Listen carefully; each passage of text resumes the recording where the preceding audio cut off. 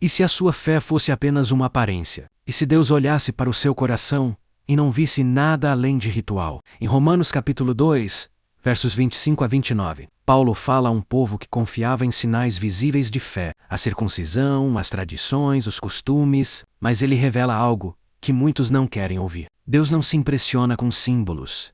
Ele enxerga o coração. A circuncisão tem valor se você obedece à lei. Mas se desobedece, é como se nunca tivesse sido circuncidado, pois a verdadeira circuncisão é a do coração, feita pelo Espírito e não pela letra. Paulo está dizendo: não basta parecer crente, é preciso ser transformado por dentro. A fé verdadeira não é uma etiqueta, é uma mudança de essência. A marca do cristão não é visível no corpo, mas no coração que obedece por amor. Ser de Deus não é carregar um símbolo, é carregar o Espírito, proclamar e agir, de dentro para fora.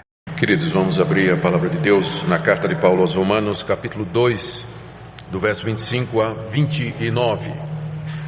Ouçamos a leitura. Porque a circuncisão tem valor se praticares a lei. Se és, porém, transgressor da lei, a tua circuncisão já se tornou incircuncisão. Se, pois, a incircuncisão observa os preceitos da lei, não será ela, porventura, considerada como circuncisão? E se aquele que é incircunciso por natureza cumpre a lei, certamente ele te julgará a ti, que não obstante a letra e a circuncisão, és transgressor da lei. Porque não é judeu quem o é apenas exteriormente, nem é circuncisão a que é somente na carne. Porém, judeu é aquele que o é interiormente, e circuncisão a que é do coração, no espírito, não segundo a letra, e cujo louvor não procede dos homens, mas procede de Deus. Até aqui a leitura da palavra de Deus. Oremos mais uma vez pedindo que Ele nos conceda iluminação para a compreensão da sua palavra. Senhor, nós carecemos que Teu bendito Espírito nos conduza pela Escritura Sagrada, para que entendamos o seu significado, para que o apliquemos ao nosso coração, para que corrijamos os nossos caminhos, para que Te obedeçamos. Pedimos, Pai, que a exposição das Sagradas Letras nessa noite seja usada por Ti para abençoar cada pessoa aqui presente de acordo com a necessidade. Aos que precisam de conforto, esclarecimento, ânimo, aos que precisam ser despertados do sono em que estão, aos que precisam nascer de novo.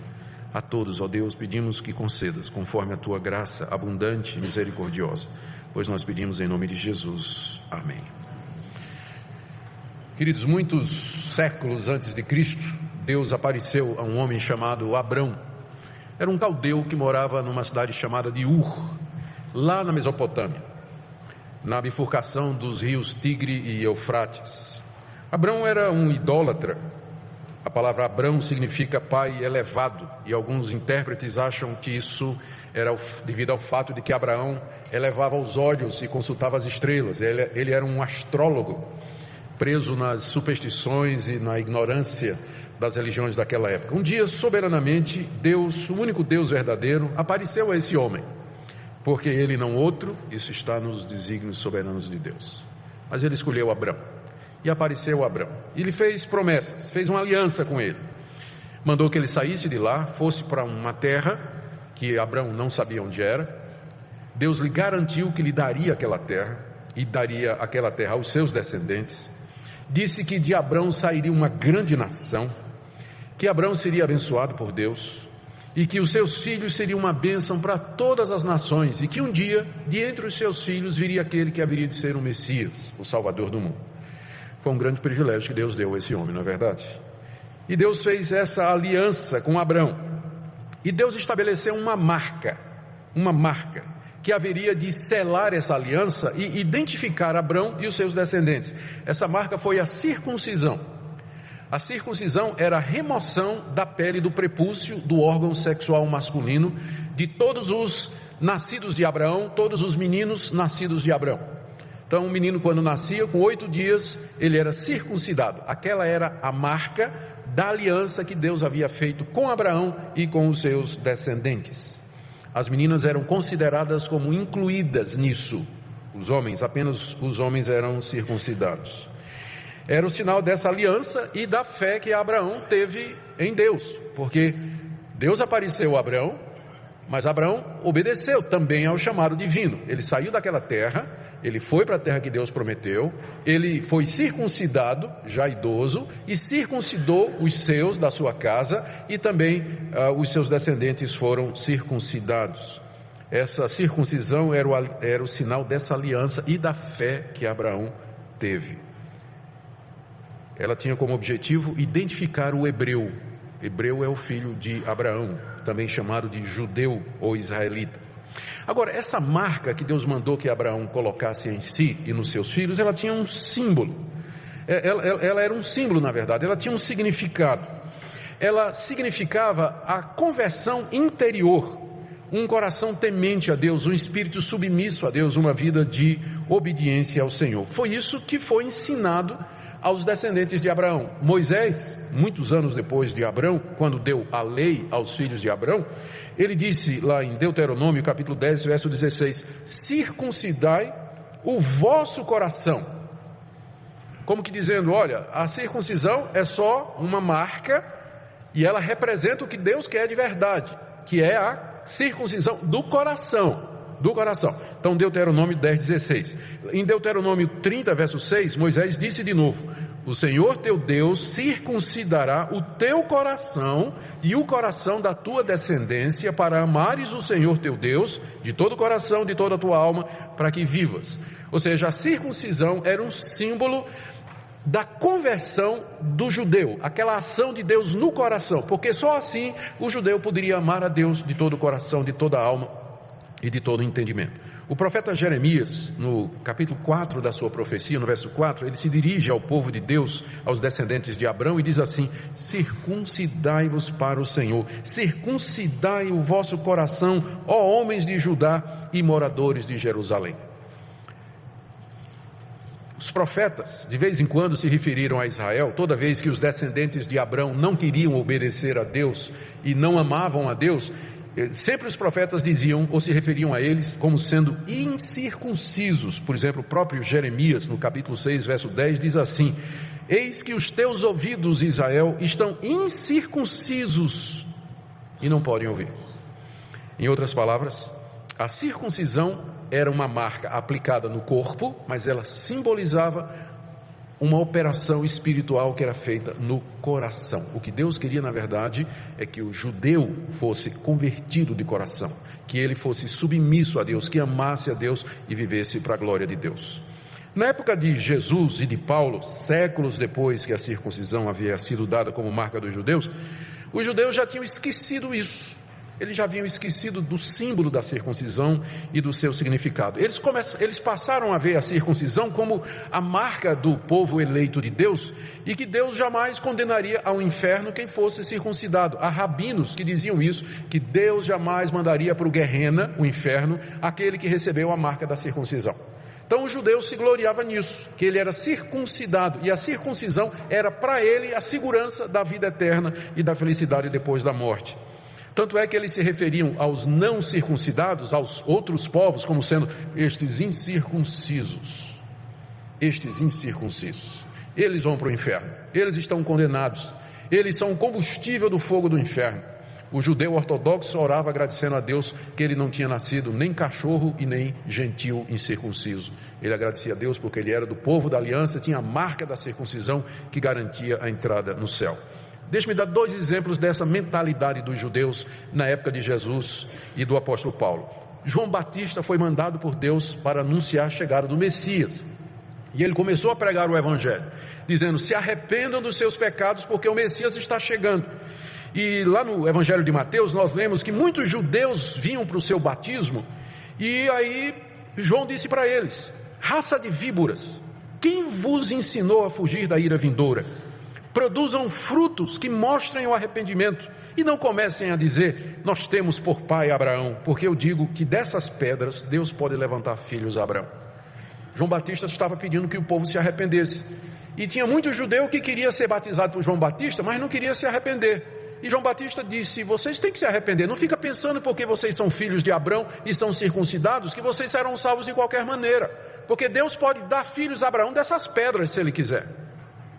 Mas adiante Jesus, quando veio, tem uma discussão com os judeus na mesma direção. Os judeus disseram assim para Jesus, estou lendo João capítulo 8: somos descendência de Abraão e jamais fomos escravos de alguém. Por que tu dizes sereis livres? Nosso pai é Abraão. Disse Jesus: se vocês são filhos de Abraão, pratiquem as obras de Abraão. Mas agora vocês querem me matar. Vocês estão fazendo a obra do pai de vocês. Os judeus disseram: nós não somos bastardos. Nós temos um pai que é Deus. Respondeu Jesus: vós sois do diabo, que é o vosso pai, e vocês querem satisfazer os desejos dele. Então vocês percebem que na época de Jesus e na época do apóstolo Paulo, os judeus achavam que pelo fato de serem descendência de Abraão e de terem a marca da circuncisão, que a salvação deles estava garantida. E com isso eles descansavam na circuncisão e na lei que tinham recebido e viviam de forma incoerente. Jesus denuncia isso no capítulo 24 de Mateus, chamando-os de hipócritas, que pareciam uma coisa para os homens, mas na verdade eles quebravam tudo aquilo que eles ensinavam. Aqui nós encontramos o apóstolo Paulo na mesma linha de João Batista e Jesus, quando ele se volta para o judeu, aqui em Romanos capítulo 2, de 25 a 26, e diz duas coisas. Primeiro, a circuncisão não salvará o judeu. E segunda coisa que ele diz, o que é que significa ser judeu de verdade? Quem é o verdadeiro judeu? O objetivo de Paulo é mostrar que os judeus, eles estão perdidos e condenados diante de Deus se eles não se arrependerem e crerem em Jesus Cristo. Na mensagem anterior nós vimos como Paulo diz que o fato de que eles receberam a lei não é garantia nenhuma de salvação, porque eles quebram a lei. E agora Paulo também vai atacar a certeza falsa de salvação que eles tinham, dizendo que a circuncisão não garantia a salvação deles. Então a passagem tem duas partes. A primeira, a circuncisão não salva, 25 a 27, e a segunda, 28 a 29, quem é o verdadeiro judeu? Vamos ver essas duas partes e depois trazer resposta a essa pergunta: o que é que tudo isso tem a ver comigo hoje? Como é que isso pode se aplicar a mim? Então vamos ver a primeira parte, quando Paulo diz que a circuncisão não vai salvar o judeu, 25 a 27. O ponto central do argumento de Paulo aqui nesses versículos é que a prática da lei é mais importante do que a circuncisão. O que é praticar a lei? Porque veja que 3 vezes Paulo fala disso. No verso 25 ele diz assim: a circuncisão tem valor se praticares a lei. No verso 26 ele diz assim: se o incircunciso observa os preceitos da lei. E no verso 27 ele diz: se aquele que é incircunciso cumpre a lei. Então, praticar a lei, observar a lei, cumprir a lei, o que é que Paulo quer dizer com isso? A resposta é que Paulo aqui não está se referindo à guarda legalista e rigorosa das leis de Moisés, ou a prática meritória dos mandamentos do Antigo Testamento, tipo, você não pode comer isso, não pode comer aquilo, você guarda esse dia, guarda aquele outro, tem as leis de purificação, tem as leis cerimoniais. Guardar, praticar e cumprir a lei não se refere a isso. O que Paulo está se referindo aqui é praticar a lei e cumprir a lei como ela deveria ter sido guardada e praticada. Quando Deus deu a lei ao povo de Deus, não era para que a lei se tornasse um caminho de salvação, do tipo assim: se vocês cumprirem todos esses rituais, vocês irão para o céu. Não, o objetivo da lei era mostrar ao judeu que ele era um pecador, que ele não podia cumprir aquelas leis, e apontar para a necessidade da chegada do Messias. É por isso que a própria lei estabelecia o sacrifício de animais, derramamento de sangue para perdão de pecados, porque já sabia que o judeu não ia cumprir a lei. Não é interessante isso? Deus deu a lei dizendo: está aqui os mandamentos, 10 mandamentos, e em seguida Deus diz: mas vocês vão oferecer sacrifícios. Por que Deus deu os sacrifícios? Porque ele sabia que nenhum judeu ia guardar a lei, ia quebrar toda a lei, todas as normas da lei. Por isso que a lei já trazia embutida a graça e o perdão de Deus através dos sacrifícios. Então, guardar a lei, cumprir a lei, não era seguir rigorosamente, exatamente, com precisão o que a lei mandava, mas era entender o propósito da lei que foi dada a Israel através de Moisés, ou seja, que Deus é bom, que Ele é gracioso, eu sou pecador, não mereço nada dEle, mas Ele me oferece perdão através do Messias, o filho de Abraão, que haverá de vir ao mundo para perdoar os meus pecados. Os sacrifícios eram um tipo disso, figura disso. Então o judeu de verdade, aquele que temia a Deus, ele guardava a lei, ele observava os preceitos da lei como gratidão a Deus, e ele se aproximava dos sacrifícios em fé e olhava para aqueles animais sendo sacrificados, e ali ele confiava a sua esperança, dizendo: Deus, eu sei que eu sou perdoado por causa desse sangue derramado, que é o sangue do Messias que haverá de vir. Então é isso que significava guardar a lei de verdade, porque o propósito da lei era mostrar Jesus Cristo. Então o verdadeiro judeu era aquele que entendia que a salvação era pela fé no Messias e não pela guarda meritória dos propósitos ou das normas e instituições e preceitos da lei. É isso que Paulo quer dizer aqui com prática da lei, ou com o cumprimento da lei, ou com a observância da lei. O centro da lei era crer em Jesus como sendo o Messias prometido por Deus e tipificado no Antigo Testamento. Quem ensinou isso foi o próprio Jesus. Lá em João capítulo 6, nós lemos um episódio que os judeus chegaram para Jesus e disseram assim: Mestre, o que faremos para realizar as obras de Deus? Essa foi a pergunta que os judeus fizeram a Jesus. O que a gente faz para cumprir a vontade de Deus, para guardar as obras de Deus? Olha a resposta de Jesus: a obra de Deus é esta, que creiais naquele que por ele foi enviado. A obra de Deus é essa, que você creia naquele que por ele foi enviado. Os judeus estavam esperando uma resposta do tipo assim: guarda os mandamentos, cumpre os rituais, oferece sacrifícios, isso e tudo. Resposta de Jesus: você quer fazer a vontade de Deus? Você quer saber quais são as obras da lei? Você quer saber o que é que Deus exige de você? É que você creia em mim, que eu sou o Messias. É isso que Deus quer de vocês. E é isso que é a substância da lei. Esse aqui é o centro da religião do Antigo Testamento. O verdadeiro judeu é aquele que creu no Messias que haveria de vir e que o reconheceu quando ele veio. Então, diante disso, Paulo agora destrói a falsa esperança do judeu de que ele seria salvo porque ele era filho de Abraão e porque tinha sido circuncidado.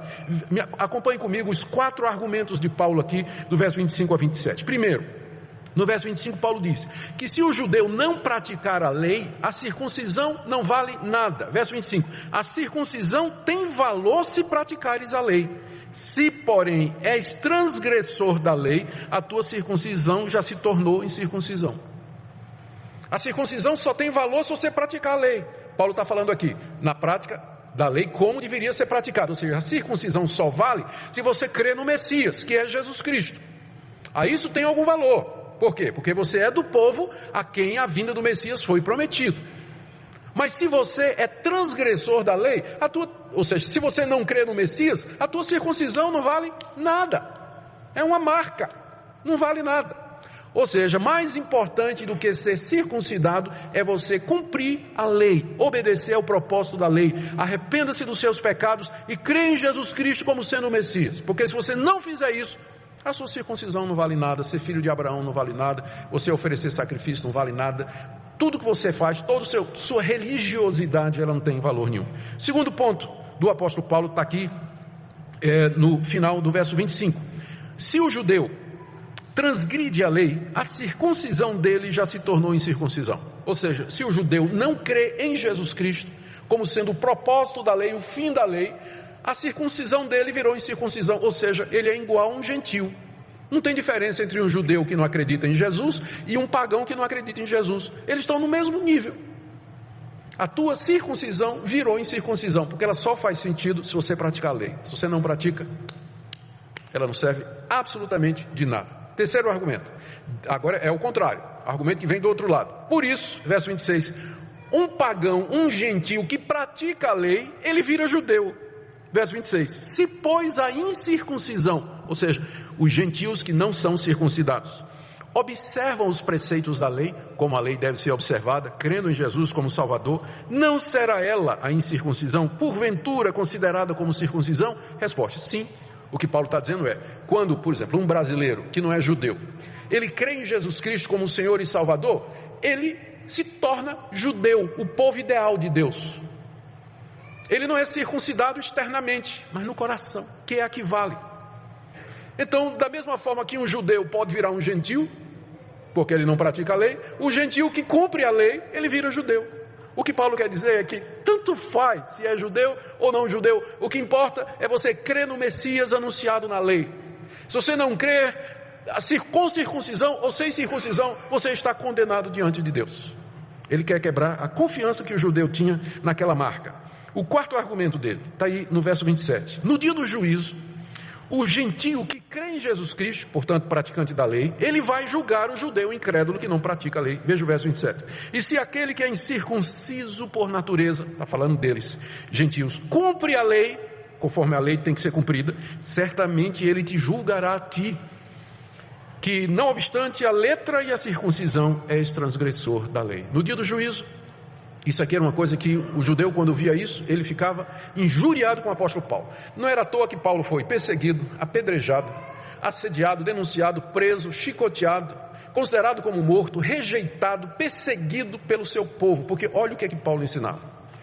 Ele virava para o judeu e dizia: gente, sem Cristo a religião de vocês não vale nada. Essa religiosidade de vocês não vale absolutamente nada. E quer saber mais? No dia do juízo, vocês estão pensando que vocês vão ser salvos e vão condenar as nações? Vai ser o contrário. Aquelas nações que creram em Jesus Cristo serão juízes de vocês. Vocês serão julgados pelos gentios que creram. Verso 27, ele te julgará a ti, apesar da circuncisão que você tem. Segunda parte da passagem, 28 a 29, Paulo agora explica por que tanto faz gentil ou judeu e como a conversão nivela tudo. É que ele vai dizer que o verdadeiro judeu é aquele que é judeu por dentro. É isso que é a verdadeira judaidade. Eu sei que não tem essa palavra em português, mas não consegui achar outra. O verdadeiro ser judeu não é uma coisa externa, mas é uma atitude, é um estado de espírito. É isso que identifica o povo ideal de Deus. Ser judeu não é algo externo apenas. Veja aí o verso 28. Porque não é judeu quem o é apenas exteriormente. E não é circuncisão a que é somente na carne. Não é circuncisão a que é somente na carne. Aqui o apóstolo Paulo está dizendo que, quando ele diz que judeu não é algo externo, ele está dizendo que judeu mesmo não é somente aquele que nasceu da descendência de Abraão. Também não é somente aquele que foi circuncidado no 8º dia, e muito menos aquele que pratica rigorosamente as cerimônias requeridas pela lei, como guardar dias e festas, se abster de certos alimentos, seguir as regras de purificação. Ele diz no final do verso 28, que a circuncisão também não é aquela que é somente da carne. Como eu já disse, a circuncisão, ela era a remoção da pele que cobria o membro masculino. Paulo diz, mas circuncisão não é somente aquilo. Aquilo é só uma marca física, tem algo mais. A circuncisão era praticada quando a criança tinha 8 dias, feita pelos rabinos. Tem uma tradição rabínica que diz que os rabinos deixavam crescer a unha do polegar e afiavam as pontas e usavam como faca, para fazer a circuncisão das crianças. E naquele dia os pais tinham que oferecer sacrifícios de ou animal, ou se fosse pobre, um casal de aves, que foi o que Maria e José ofereceram no dia em que Jesus foi circuncidado, porque Jesus era judeu. Mas então, quem é judeu de verdade? O que é a verdadeira circuncisão? É a resposta de Paulo no verso 29, e ele tem 4 pontos. Verso 29, judeu é aquele que o é interiormente, e circuncisão, 4 coisas. Primeiro, é aquela que é do coração. Circuncidar é uma palavra latina que significa literalmente cortar ao redor. Paulo está dizendo que a verdadeira circuncisão é aquela que é a circuncisão do coração. É como se Deus pegasse o coração e removesse a pele de incredulidade e desobediência que está no coração e expusesse o íntimo do coração. Se Deus não fizer isso, é isso que a circuncisão representa. É Deus cortar o coração da gente, arrancar aquela casca, aquela pele grossa de incredulidade e dureza, e expor a carne macia dentro, o coração tenro, sensível, disposto a seguir a Deus e obedecer. Então a verdadeira circuncisão é uma operação que é feita no coração e não no membro masculino. Segunda coisa que Paulo diz, que a verdadeira circuncisão é no espírito. Estou no verso 29, é a do espírito. Eles colocaram aqui na nossa tradução espírito com E minúsculo, mas na verdade é espírito com E maiúsculo, porque está se referindo ao Espírito Santo de Deus, em contraste com a operação que é feita pela mão do rabino. O Espírito de Deus opera o nosso coração. Você pergunta, mas as nossas traduções cometem erros assim? Não é que é erro, o problema é que a palavra espírito em grego, ela é a mesma palavra para espírito humano, espíritos imundos, espírito do homem, espírito versus realidade material, e também não tem maiúsculo no grego.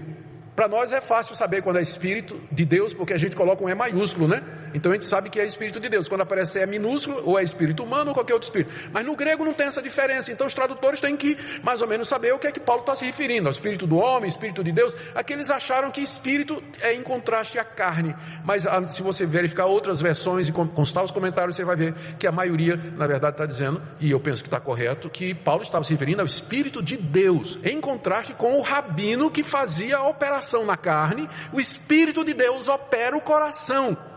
Operação essa que nenhum homem pode fazer. Eu não posso chegar no seu coração e operar o seu coração, e que você exponha o íntimo do seu coração e colocar um coração novo em você. Isso nenhum homem pode fazer. É o Espírito de Deus que faz isso.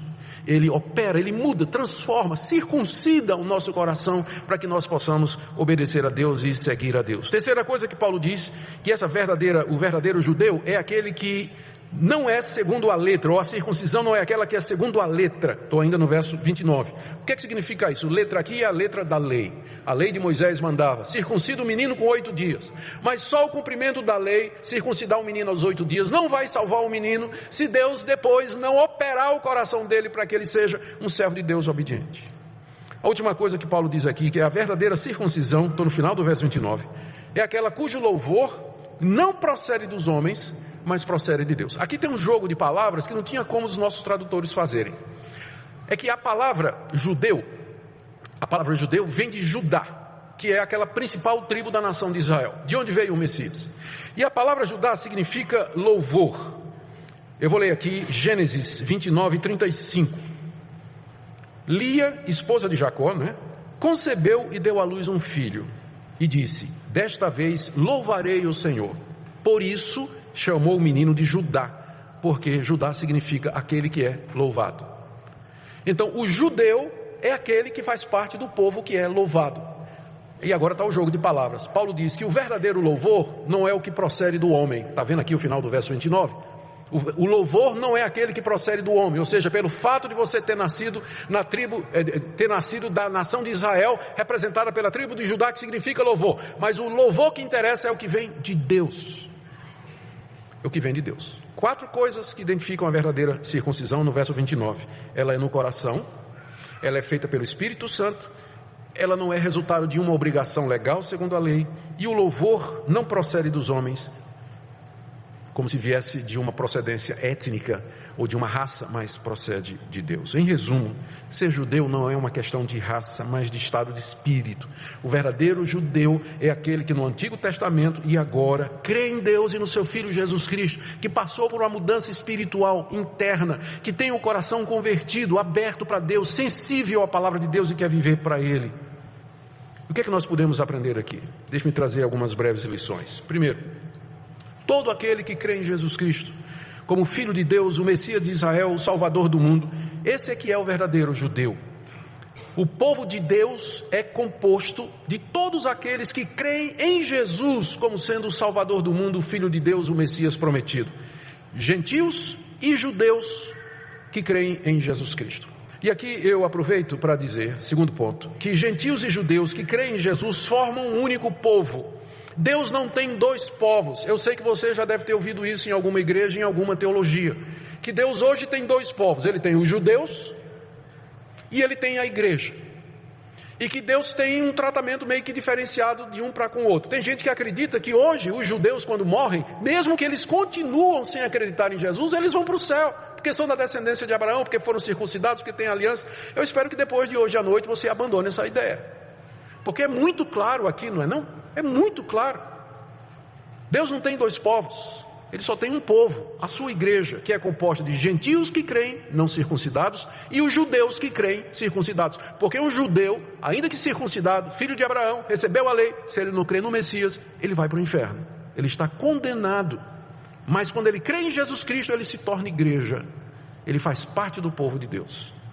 Terceira coisa que eu quero aplicar aqui para nós, fazendo a transposição para nós, eu quero dizer que o batismo não vai salvar você. O batismo não vai salvar você. Da mesma forma que na antiga aliança as crianças eram circuncidadas com 8 dias, nós na nova aliança batizamos os nossos filhos quando eles são pequenos. Da mesma forma que na antiga aliança o fato de um judeu ter sido circuncidado aos 8 dias não significava que ele estava salvo, porque ele tinha que circuncidar o coração, também significa aqui que os nossos filhos que foram batizados quando crianças, eles têm que se converter. Eles têm que se converter, senão eles vão para o inferno, batizados, do mesmo jeito. Tem que se converter. E quando eles se convertem, a vida muda. A gente percebe quando a criança é convertida, quando o jovem é conhecido, quando o adolescente é convertido, né? Ele muda, a vida muda. E aí então ele é recebido como um membro adulto da igreja. depois da sua pública profissão de fé, mas ele tem que dar mostras da circuncisão do coração dele. Então, eu estou vendo muitos adolescentes aqui, estou vendo jovens aqui, eu quero dizer para vocês isso, o fato de que você foi criado na igreja, nasceu de pais evangélicos, foi batizado, passou a sua vida toda aqui, não quer dizer absolutamente nada, se você não circuncidar o seu coração, se não houver uma mudança no seu coração, uma transformação que vem de dentro, feita pelo Espírito Santo. Eu sei o que é isso, eu fui criado na igreja. Já contei isso aqui para vocês, não canso de contar. Cheguei a ser presidente da mocidade. Não estou dizendo que presidente da mocidade não é crente, mas eu não era. Cadê a Ellen? Estou brincando com você. Não, mas eu não era. Participei de concurso bíblico do livro de Daniel. Cantei no coral. Namorei a filha do pastor, que é mais crente do que isso. Mas eu não era convertido. Não era. Quando deu 17, 18 anos, eu fui embora para o que era meu. Meu coração pedia as coisas do mundo. Eu gostava mais do que os meus amigos descrentes faziam. A igreja, eu não conseguia ouvir pregação. Eu ficava desenhando a cara do pregador. O pregador falando lá e eu fazendo aqui caricatura do pregador, escrevendo coisa, brincando. Se eu tivesse telefone celular naquele dia, eu ficaria no WhatsApp dizendo: que pregador chato, tá? Como alguns de vocês eu sei que estão fazendo. Ou caçando Pokémon, né? Mas eu não era crente. Até o dia em que Deus mudou meu coração, quando eu tinha 22 anos de idade. Ele mudou meu coração, circuncidou o meu coração, batizou o meu coração, por assim dizer, se a gente quiser usar um termo da nova aliança. E minha vida mudou. Por isso eu digo a você, que é filho de crente, foi criado na igreja, está crescendo aqui, não se iluda. Não se iluda. Salvação é individual. É um relacionamento entre você e Deus. Você tem que se arrepender dos seus pecados e crer no Senhor Jesus Cristo de todo o coração.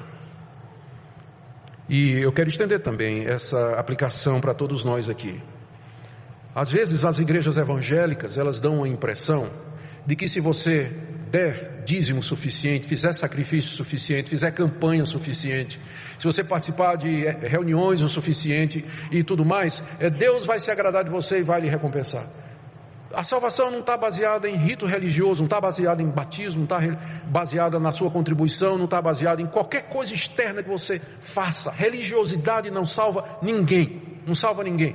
Se não houver um novo nascimento, uma mudança de vida, uma transformação espiritual no seu coração, você está condenado por causa dos seus pecados. Você vai receber a justa ira de Deus contra você. Quem não nascer de novo não pode entrar no reino dos céus, disse Jesus Cristo. É disso que Paulo está falando aqui, novo nascimento, mudança de vida no coração, que a gente percebe na conduta das pessoas.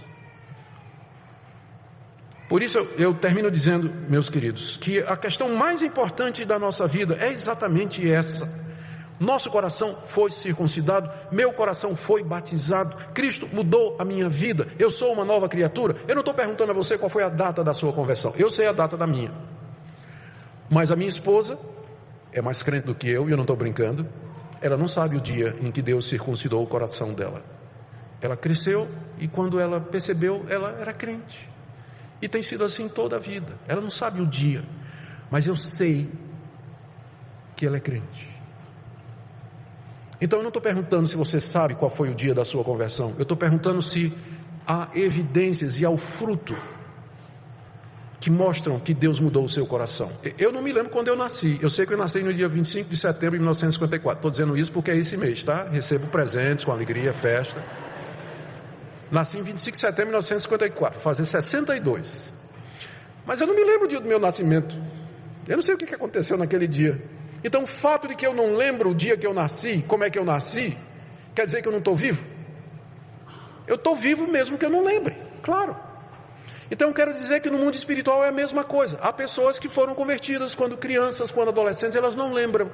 Às vezes é um processo, mas como é que elas sabem que são convertidas? Pelo fruto, pelo comportamento, pela maneira de viver, pelo coração submisso a Deus. É isso que é o verdadeiro judeu, essa que é a verdadeira religião, aqui é de dentro para fora, que muda as pessoas, e não simplesmente seguir uma série de rituais e requerimentos que são feitos pelas igrejas. Queira Deus que nessa noite Ele fale ao nosso coração, e que Ele nos conforte, nos ajude, fortaleça, para que nós entendamos qual é a coisa mais importante da nossa vida aqui, O verdadeiro judeu é aquele que é interiormente aqui. Circuncisão é do coração, feita pelo Espírito Santo, cujo louvor não procede dos homens, mas procede de Deus. Oremos. Ó Deus, opera o nosso coração, tira a dureza de pedra que cobre o nosso coração, remove a incredulidade que cerca o nosso coração e a nossa alma. Circuncida, Senhor, o nosso coração. Se há alguém aqui nessa noite, algum jovem, adolescente, que ainda não entendeu, nós pedimos que Teu Espírito Santo esclareça a sua mente e que Tu faças aquela cirurgia espiritual necessária para que alguém nasça de novo, para que alguém possa crer, arrepender-se, mudar de vida e andar nos Teus caminhos. Faz o que nós não podemos fazer. É o que nós te pedimos por amor de Jesus Cristo. Amém.